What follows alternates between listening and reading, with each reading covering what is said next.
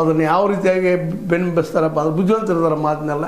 ರಮೇಶ್ ಕತ್ತಿಯವರು ಮಾತಾಯಿತು, ಅವ್ರು ಹೇಳೋ ಪದ್ಧತಿಗಳಾಯಿತು ಹೇಳ್ತಾರೆ.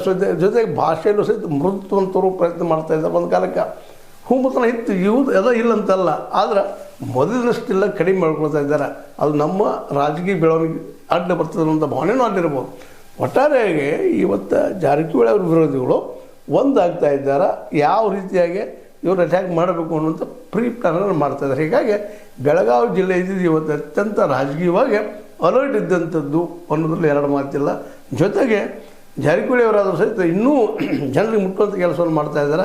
ನಾವು ಅಹಿಂದದವರು, ಅಹಿಂದ ಸಂಘಟನೆಯವರು ಅಂತೇಳಿ ಸಿದ್ದರಾಮಯ್ಯ ನೆಲಗಟ್ಟಿನಲ್ಲಿ ಏನೋ ಒಂದು ಪ್ರಯತ್ನ ಮಾಡ್ತಾಯಿದ್ದಾರೆ. ಅದನ್ನು ತುಂಡು ಮಾಡುವಂಥ ಕೆಲಸವನ್ನು ಇವರು ಮಾಡ್ತಾಯಿದ್ದಾರೆ. ಇವತ್ತು ಬಂದು ನಿಂತಿದ್ದು ಸಂಪುಟ ವಿಸ್ತರಣೆ. ಆ ಸಂದರ್ಭದಲ್ಲೇ ಇನ್ನೂ ಒಂದು ಮಾತು ಬೆಳವಣಿಗೆ ಆಗ್ತಾಯಿದೆ. ಸಪೋಸ್ ಏನಾದರೂ ಸಿದ್ದರಾಮಯ್ಯನವರು ನಮ್ಮ ಈ ಸೌದಿಯವರಿಗೆ ಮಿನಿಸ್ಟ್ರಿಶಿಪ್ ಕೊಡದೆ ಹೋದರೆ ಅವರಿದ್ದಂಥವರು ರಮೇಶ್ ಕತ್ತಿಯವರ ಜೊತೆಗೂಡಿ ಬಿ ಜೆ ಪಿಯಲ್ಲಿ ಅಥವಾ ಬಿ ಜೆ ಪಿಯ ಜೊತೆಗೆ ಹೂಗು ಸಾಧ್ಯಗಳಿದ್ದಾವ ಅನ್ನುವಂಥ ಒಂದು ಪ್ರಶ್ನೆಗಳು ಹೇಳ್ತಾ ಇದ್ದಾವೆ.